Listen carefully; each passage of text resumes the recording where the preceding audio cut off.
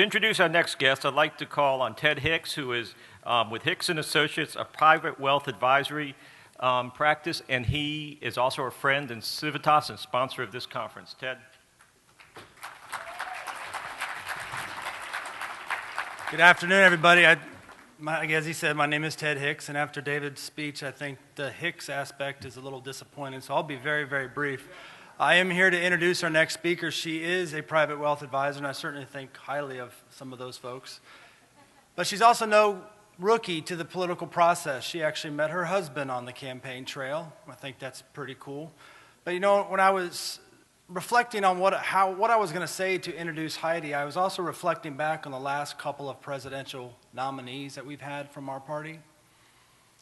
And the wives were very classy individuals. And so the individual that we are going to hear from, yes, she's a private wealth advisor, but she's also a very classy lady, and I, for one, hope she's the next First Lady of the United States of America. Would you all welcome Heidi Cruz?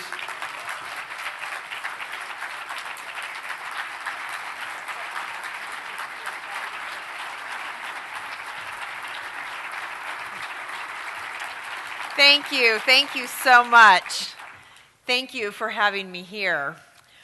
You know, many of the things in short or less sophisticated form were on my mind about what David said.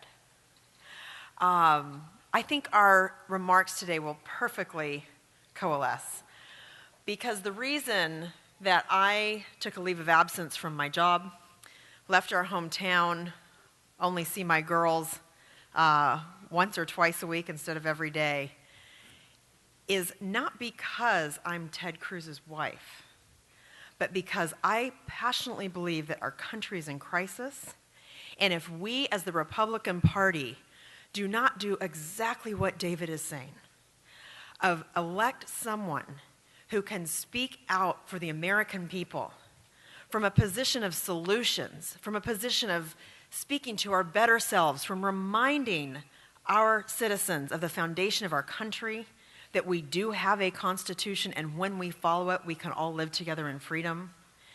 To do that, you have to know what the founding principles are of our country. You have to actually have a record of winning on these issues.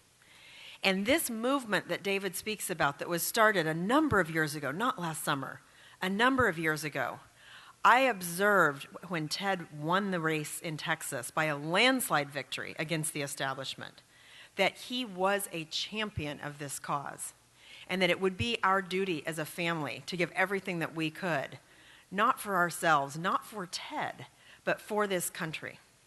And so I readily joined this campaign, not because I'm his wife. Only Ted knows that. I don't do everything just because I'm his wife.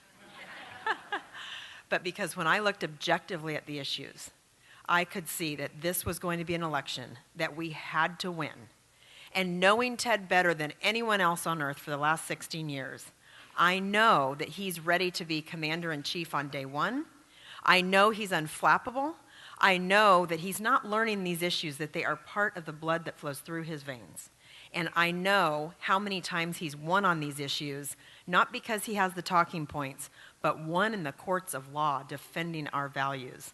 That's why our family's given up our life on the day-to-day to hit the campaign trail, to fight for all of us to take this country to where we know it can go. We've done this before, and sometimes things have to get really bad before we can turn things around, and I think we're in that moment, and I'm so optimistic.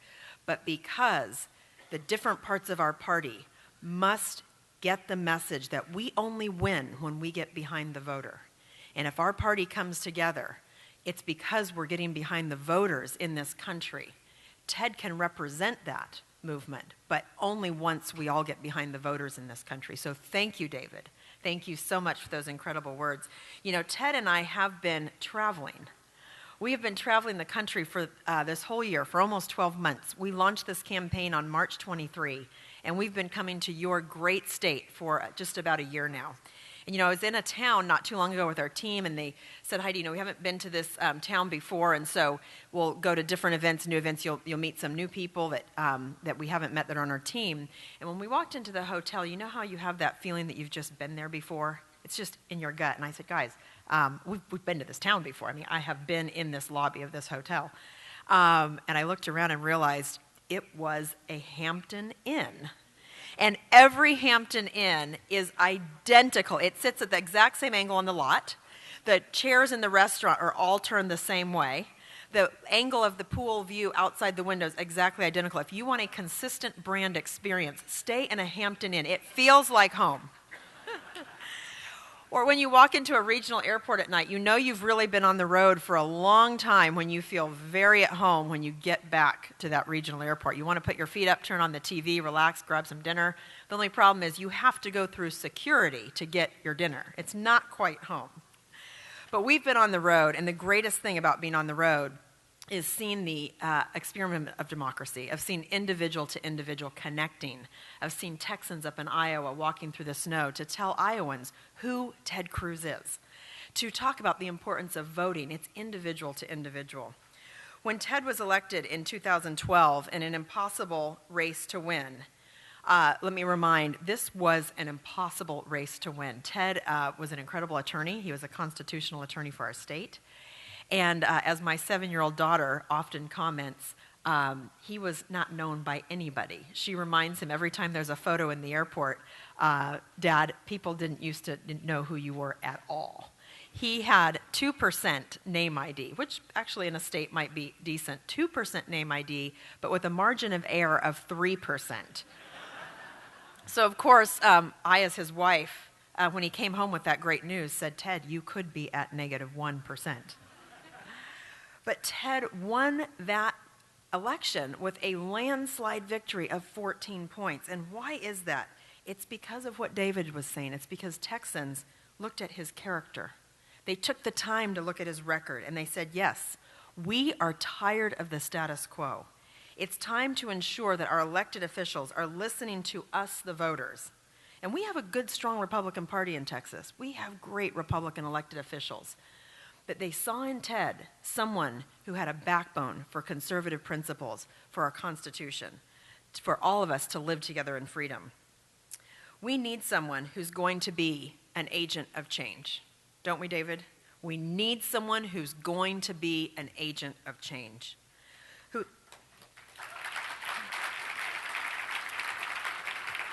Someone who is going to go to Washington to shake things up, who is going to stand up and say, no more, who is going to actually work to defeat Obamacare and reduce the debt. You know, our daughter Caroline is 7. She's turning 8 in April, which she reminds us daily. She wants to make sure that the entire campaign schedule is focused on April 14. She was born in 2008. Our national debt was $10 trillion. Today, our national debt is $19 trillion. We have doubled the size of our debt in this young girl's lifetime. We need someone who's going to be an agent of change, who's going to work to defeat Obamacare and reduce our debt. And Ted is doing exactly that. He's doing what 27 million Texans elected him to do.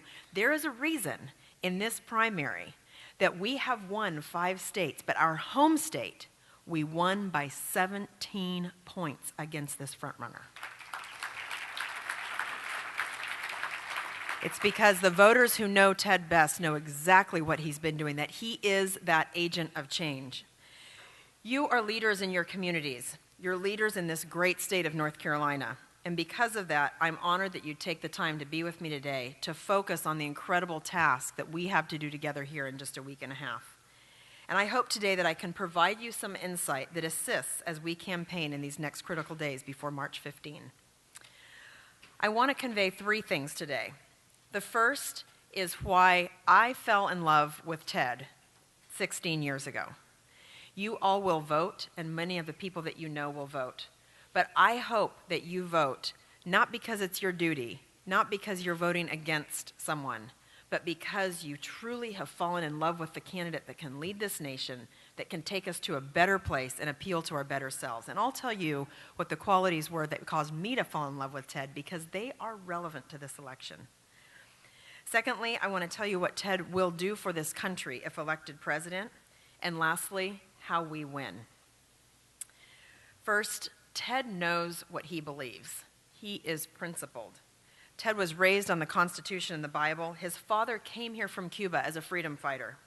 Elections were the way to protect yourself from tyranny.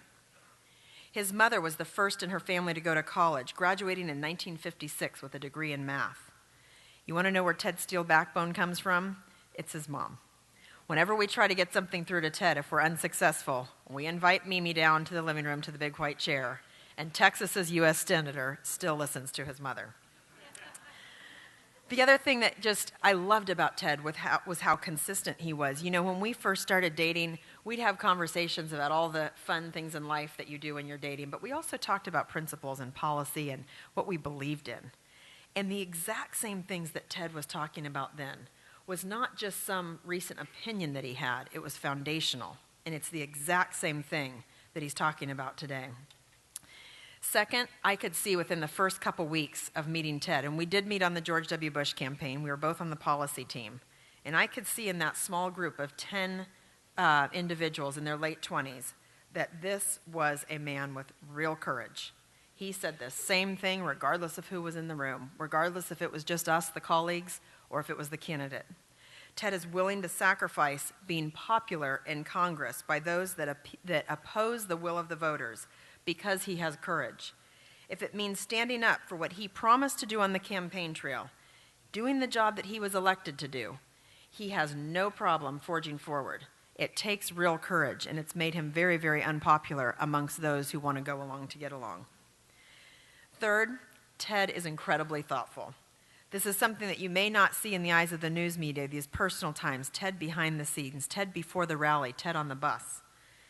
Ted is a person who is very much at ease. He is low-key. He has very modest taste. He still likes to eat Campbell's Chunky Soup for dinner as his favorite menu. Lucky for me. Ted is thoughtful. He puts others before himself, even when it is not convenient. He is the man who cancels his Senate schedule to be with a friend having a 6-hour surgery. He's the husband who, an hour before his debate last month, came in with a box of chocolates and roses for me and the girls. 1 hour before these debates. He's the dad who, no matter how tired he is, reads to our 2 daughters in bed and rubs their back until they fall asleep. As all parents know, the longer you stay in the room, the longer they stay up, so that can take over an hour. He's the husband who calls his wife to sing to me in the middle of the day on the campaign trail. Whenever I see that number come up, I know it's Ted, and he's usually singing, just anything off the top of his head. And I asked him, why, thank you, why are you calling? He said, I just wanted to sing to you, just wanted to let you know I'm thinking about you. These days are packed full of important events, of stressful moments, and the first thing on Ted's mind is, let's sing. Let me call my wife and tell her that I love her.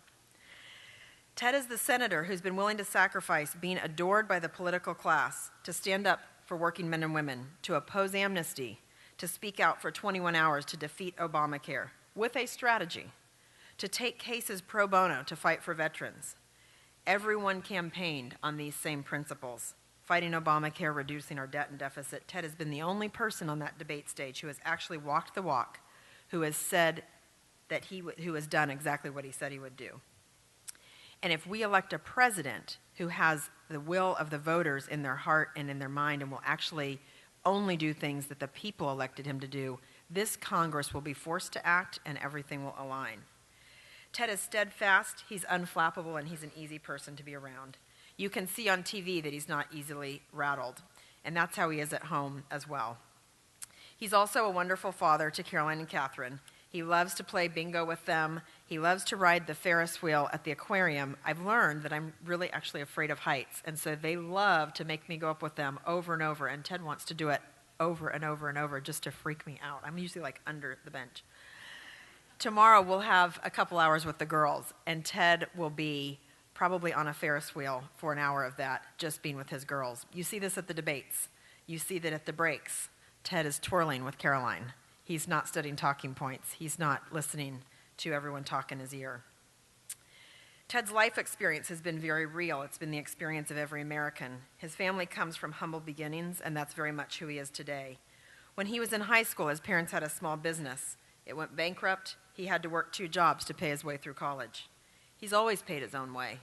His sister suffered from a lifestyle not sustainable for her young son.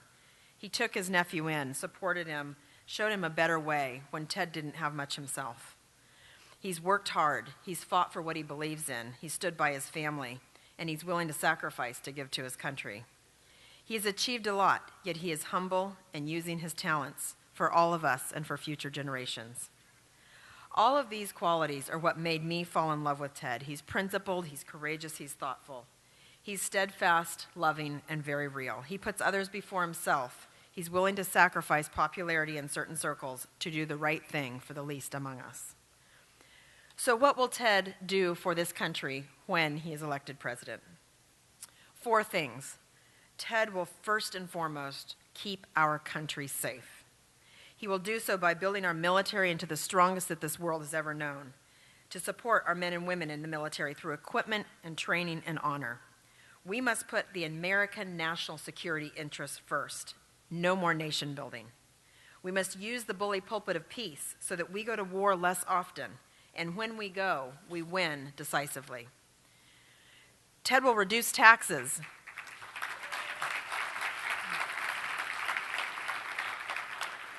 Ted will put the economy first, growing GDP, the jobs, opportunity for those at the bottom of the economic ladder. Ted says any economic policy in a Cruz administration would be judged and started with one simple question: how would it have helped my dad when he came to this country making 50 cents an hour washing dishes? How would this economic policy give him the lift to own that restaurant someday? Ted will do so by reducing taxes and regulation through a simple flat tax so that small businesses can once again flourish and we can allow the private sector to create more jobs. Ted will do so by dramatically reducing the size and scope of the regulatory state. You know, Republicans always say that we want to reduce the regulations, but there's a joke out there that Ted often repeats that Republicans, we grow government less. How about using presidential powers to shrink the size of the regulatory state?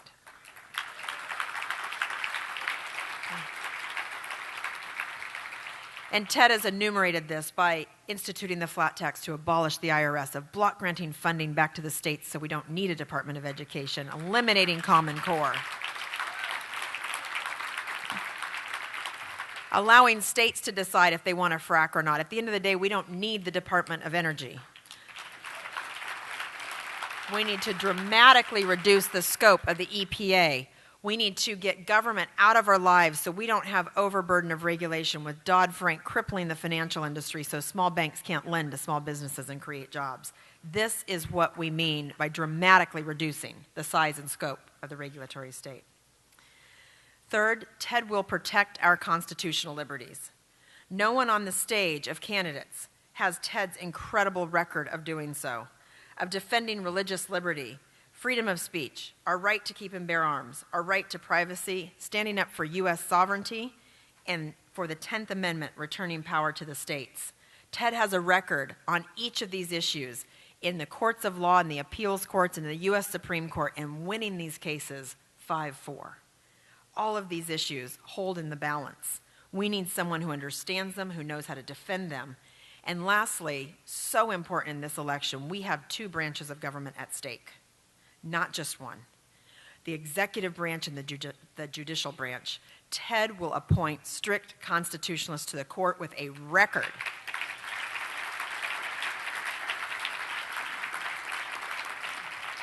And we know that Republicans have not always done so, even though they may have tried. And the reason is what David's talking about. The strategy has been to find someone who's good enough that they can get through the Senate. Ted says, I'm going to flip that on its head. Let's find someone who's good enough for you and drive them through the Senate.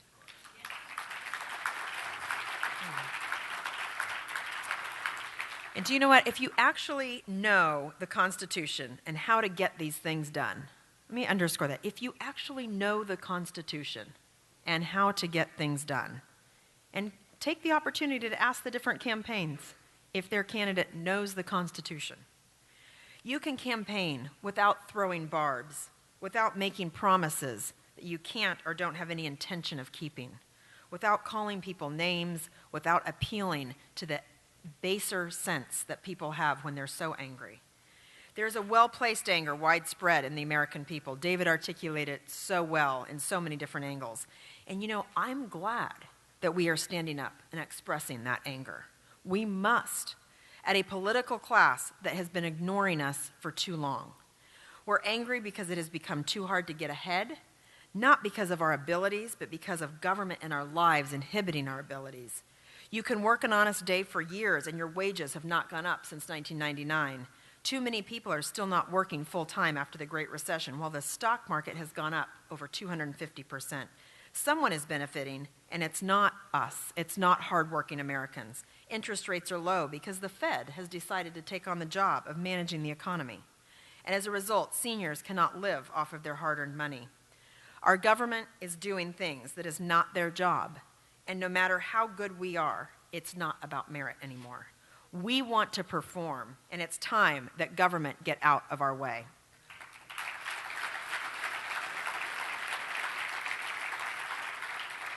We will follow the rules, but make everyone follow the rules.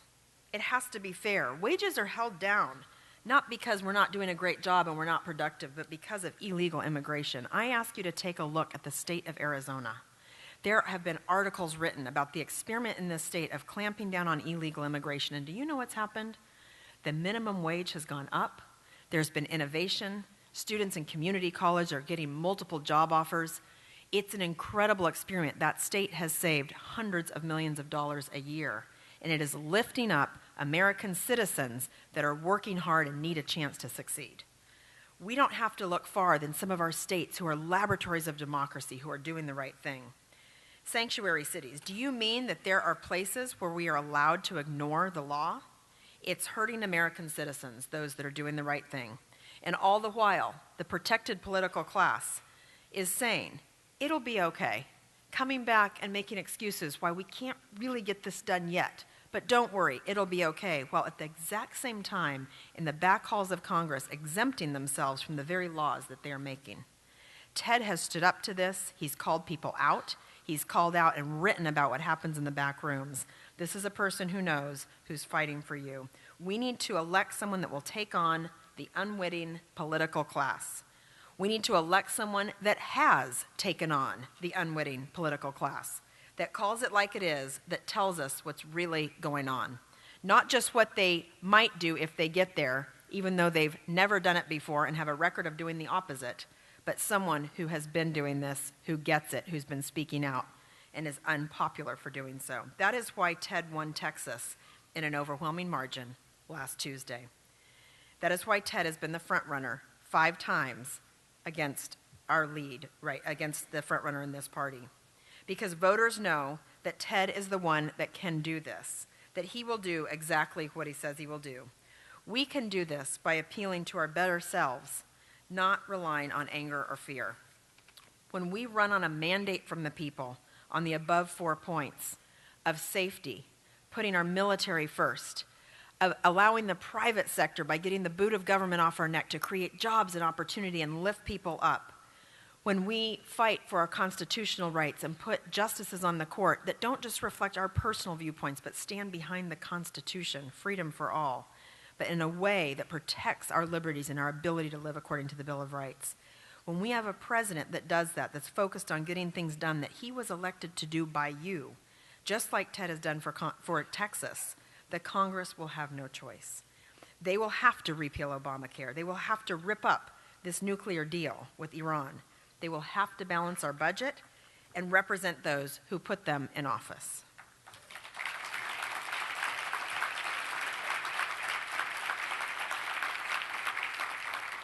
If Ted is elected president, the only things vetoed will be if it is not your will, the people's will.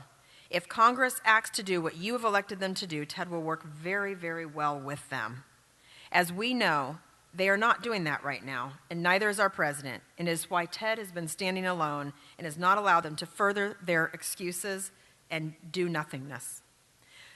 Lastly, let me tell you how we get this done, how we get the person in office that has those qualities. The way that we win is citizen to citizen. I have seen that on the campaign trail.